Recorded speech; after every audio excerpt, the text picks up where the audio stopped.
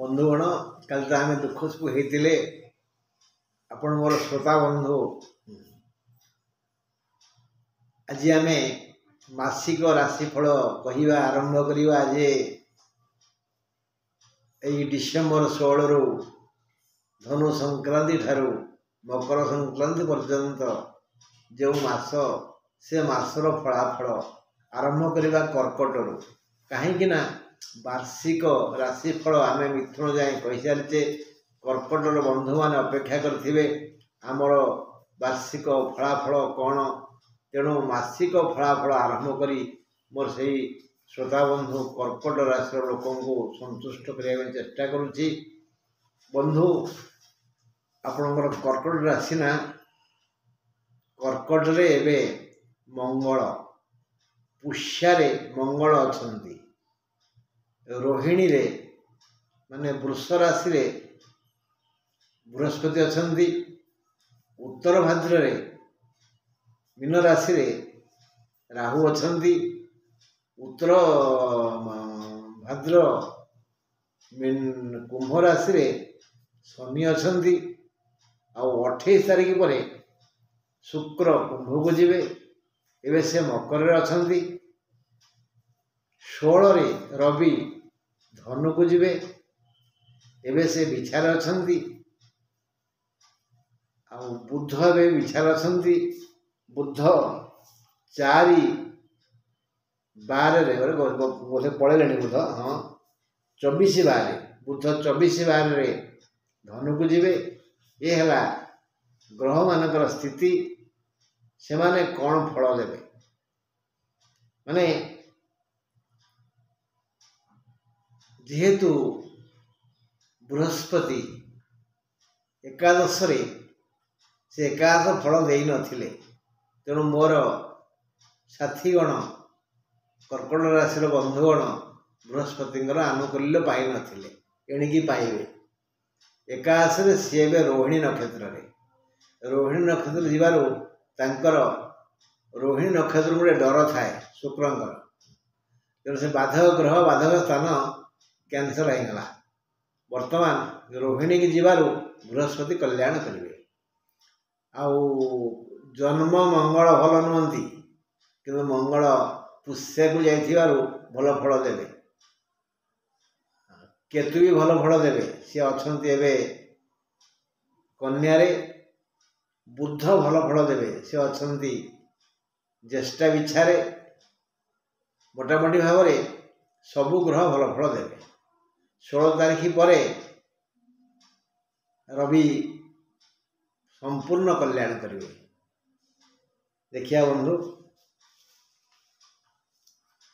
Ravi December 16 रे मूलाधन को जीवे 28/12 रे पूर्वाषाढ़ धन को जीवे आउ 10/1/25 मसीह रे उत्तराषाढ़ धन को जीवे मंगल 24/1/25 रे पुष्या कर्कट को आसिले बुध 24/12/24 मसीह रे ज्येष्ठा बिछा गले मूला धन को जीवे से 4/1/25 रे 13/1/25 रे से पूर्वाषाढ़ धन को जीवे शुक्र 22/12/24 रे धनिष्ठा मकर को जीवे 28/12/24 रे से धनिष्ठा कुंभ को जीवे 13/1/25 रे शतभिषा कुंभ को जीवे शनि 27/12/24 रे पूर्वभाद्र कुंभ को एक पाद जीवे राहु 12/1/25 रे उत्तर भाद्र मीन को यात्रा करिवे चतुर्थ पाद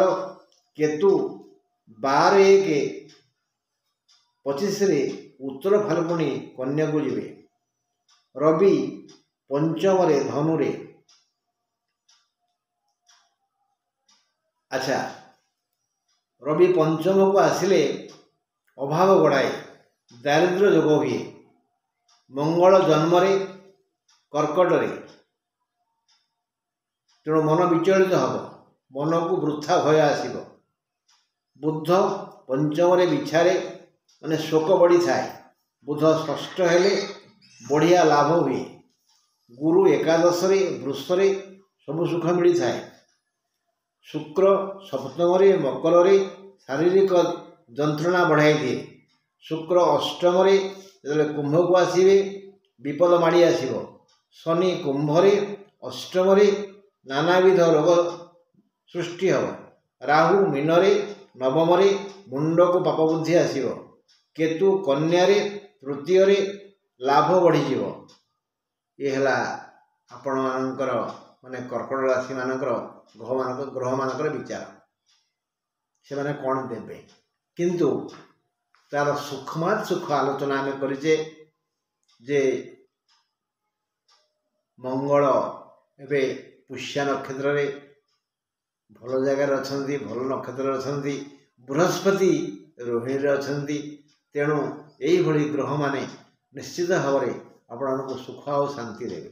ଦେଖିବା କ'ଣ ଲେଖିଲେ ପଣ୍ଡିତେ। ଡିସେମ୍ବର 15ରୁ ଜାନୁଆରୀ 14 ଯାଏ କର୍କଟ ରାଶିର ମାସିକ ରାଶି ବଳ ଆମେ ତେବେ ଘୋଷଣା କରୁଛେ। ତେବେ ଏଇ ମାସରେ ତମ ଗ୍ରହ ବୋଇଲେ ବକ୍ର ଗ୍ରହକୁ ତମ ଗ୍ରହ କୁହାଯାଏ। ରାହୁ କେତୁକୁ ତମ ଗ୍ରହ କୁହାଯାଏ। ସେମିତି ଗୋଟିଏ ହେଲା ତମ ଗ୍ରହ କେତୁ, ସେ ଏକାଦଶ ବୃହସ୍ପତି, ଷଷ୍ଠ ବୁଧ ଧନ ସଂକ୍ରାନ୍ତୀୟ ସମସ୍ତ ସମସ୍ୟାର ସମାଧାନ କରି ସୁଖ ଓ ଆନନ୍ଦ ବର୍ଷଣ କରିବେ। କିଏ କିଏ ଦେବେ ନା କେତୁ, ଏକାଦଶ ବୃହସ୍ପତି, ଷଷ୍ଠ ବୁଧ, ଏ 3 ଜଣ ଧନ ସଂକ୍ରାନ୍ତୀୟ ସମସ୍ତ ସମସ୍ୟାର ସମାଧାନ କରି ସୁଖ ଓ ଆନନ୍ଦରେ ରଖିବା ପାଇଁ ଯତ୍ନ କରିବେ। ବୃହସ୍ପତି ଯେଣୁ ରୋହିଣୀକୁ ଯିବେ ତାଙ୍କର ବାଧକ ଚିନ୍ତା ଦୂର ହୋଇଯିବ। ଏଣୁ ସର୍ବାଧିକ ସୁଖ ଦେବା ପାଇଁ ସେ ଯତ୍ନ କରିବେ। ଅନ୍ୟ ପକ୍ଷରେ ମାସାଧିପ ରବି ହାତକୁ ଆସୁଥିବା ଏ ଧନରାଶିକୁ ବିଭିନ୍ନ ଉପାୟରେ ହରଣ କରି ଅଭାବ ଯୋଗ ସୃଷ୍ଟି କରିବେ। ଦାରିଦ୍ର୍ୟ ଗୋଡ଼େଇବ। ଏପରିକି ଅନ୍ୟ ପାଖରେ ହାତ ପତେଇବାକୁ ପଡ଼ିବ। ମଙ୍ଗଳ ମନକୁ ବିଚଳିତ କରି ଖାଲି ଡରେଇବେ, କୌଣସି କାର୍ଯ୍ୟ କରାଇ ଦେବେନି। ଯେହେତୁ ସେ ପୁଷ୍ୟରେ ଅଛନ୍ତି, ଏ ଡରେଇବା ଭିତରେ ବି ତାଙ୍କ ପ୍ୟାକେଟରୁ କିଛି ଧନରତ୍ନ ଖସି ପଡ଼ିବ, ଯାହାକି କର୍କଟ ପାଇଁ ଶୁଭ ହେବ। ବୁଧ 3-1 ଯାଏ ବିଛାରେ ଥିବା ପର୍ଯ୍ୟନ୍ତ ଦୁଃଖ ଶୋକ ପାଖ ଛାଡ଼ିବନି। ସେ 4-1ରେ ଧନକୁ ଆସିବେ। ମନ ଆଗ ଅପେକ୍ଷା ଅଧିକ ଖୁସି ହେବ। ହାତ ଚଳଚଞ୍ଚଳ ହେବ। ପ୍ରବଳ ଧନ ଆସିବ। ସମସ୍ତ ଉଜୁଡ଼ା କାମ ସଜାଡ଼ି ହୋଇଯିବ। ବ୍ୟବସାୟରେ ଲାଭ ବଢ଼ିଯିବ। ଛୋଟ ବଡ଼ ସମସ୍ତ ପ୍ରକାର ବ୍ୟବସାୟୀ ଲାଭବାନ ହେବେ। ଶୁକ୍ରଙ୍କ ସ୍ଥିତି ଆଦୌ ଭଲ ନୁହେଁ। ଶୁକ୍ରଙ୍କ ପାଇଁ ନାନା ପ୍ରକାର ଶାରୀରିକ ପୀଡ଼ା ଜାତ ହେବ। ରୋଗ ବଢ଼ିଯିବ। ପରେ ଶତ୍ରୁ ବୃଦ୍ଧି କରି ମାନସିକ ଅଶାନ୍ତି ବଢ଼ାଇ ଅଷ୍ଟମ ଶନିଙ୍କ ପାଇଁ ଅଣ୍ଟା ଗଣ୍ଠି ତଳିପେଟ ଆଦି ଅଙ୍ଗରେ ପୀଡ଼ା ହେବ। ଯେହେତୁ ସେ ଅଷ୍ଟମରେ ଅଛନ୍ତି, ଶନି ବିଦାୟ ନେଉଛନ୍ତି। ଅଣ୍ଟା ଠାରୁ ଗୋଡ଼ ଗଣ୍ଠି ପର୍ଯ୍ୟନ୍ତ ଭୟଙ୍କର ଯନ୍ତ୍ରଣା ହେବ। ସେହିଭଳି ପେଟରେ ପିଠିରେ ଏ ଜାଗାରେ ମଧ୍ୟ ଶନି ପୀଡ଼ା ଦେବେ। ରାହୁ ମୀନରେ ଥିବା ଯାଏ ମୁଣ୍ଡକୁ ଦୁଶ୍ଚିନ୍ତା ଆସିବ। ବିଭିନ୍ନ ଯୋଜନା କରିବେ ସିନା ତାହା ସଫଳ ହେବା ପାଇଁ ବହୁ କଷ୍ଟ ହେବ। ରାହୁଙ୍କ ପାଇଁ ବିବାଦରେ ସମୟ କଟିବ। ଅଯଥା କଳହ କରିବେ।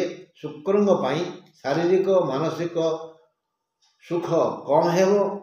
ସପ୍ତମରେ ଶୁକ୍ର, ପୁଣି ତୃତୀୟସ୍ଥ ମଙ୍ଗଳ ଦୃଷ୍ଟିରେ। ଏଣୁ କର୍କଟ ରାଶିର ମହିଳା ଆନନ୍ଦରେ ଟିକେ ଦୁଃଖ ମିଶିଯିବ। ସେମାନେ ଠିକ୍ ଠାକ୍ ନ୍ୟାୟ କାର୍ଯ୍ୟ କରିନପାରି ଅନୁଚିତ କର୍ମ କରି ଲାଞ୍ଛିତ ହେବେ। କର୍ମ କ୍ଷେତ୍ରରେ, କୃଷି କ୍ଷେତ୍ରରେ, ବ୍ୟବସାୟରେ ନାନାଦି ବିଘ୍ନ ଦେଖାଦେବ। ମହିଳାଙ୍କର ସ୍ୱାସ୍ଥ୍ୟ ସମସ୍ୟା ଗୁରୁତର ହେବ। ଯଦି ପାରୁଛନ୍ତି ତେବେ ନିଜର ମଙ୍ଗଳ ପାଇଁ ଏବେଠାରୁ ରାମ ରକ୍ଷା କବଚ ପଠନ କରନ୍ତୁ ବା ଶ୍ରବଣ କରନ୍ତୁ ବା ଉଭୟ କରନ୍ତୁ।